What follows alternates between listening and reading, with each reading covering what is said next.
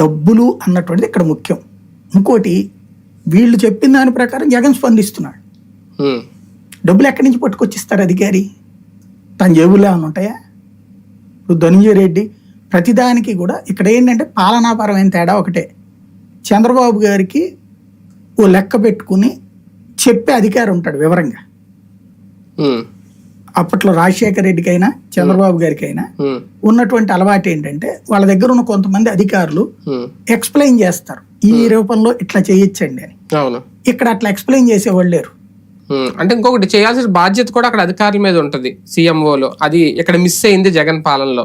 నేననే పాయింట్, అక్కడ జగన్ కాన్సెప్ట్ అంతా మొత్తం అమౌంట్ అంతా ఒక చోటకి పోగేశాడు. ఇప్పుడు గతంలో రాజశేఖర రెడ్డికి ఇంత ఖర్చు లేదు సంక్షేమం. అవును, మెయిన్ అది. అవును, లేదు. కాబట్టి ఎవరన్నా అడిగినప్పుడు అది తీసుకుపో అని చెప్పడం, చెయ్యని చెప్తాడు. చంద్రబాబు నాయుడు గారికి ఇదివరకు ఆ ప్రాబ్లం లే, చేయమన్నాడు. కానీ 2014 రాష్ట్ర విభజన తర్వాత ఎక్కడ కుదిరింది ఆయనకైనా? ఏ భారీ సిస్టమ్ కనబడింది అప్పుడైనా సరే? ప్రాక్టికల్ గా అన్న క్యాంటీన్లు ఒకటి కట్టారు, లేకపోతే కనుక అదేంటది పట్టిసీమ, మిగతా ప్రాజెక్టులన్నీ అట్లాగే ఉన్నాయిగా. అప్పుడు కూడా ఎందుకు పూర్తిగా రోడ్లకు సంబంధించి కొన్నేశారు, వీళ్ళ హయాంలోని కొన్నేశారు. కొన్నే సాధ్యం అవుతాయి, అంతే కదా. సరిగ్గా చెప్పాలంటే ఇప్పుడు రాష్ట్రంలో వీళ్ళు అన్నట్టు అభివృద్ధి అనేటటువంటి సిస్టమ్ కరెక్ట్ గా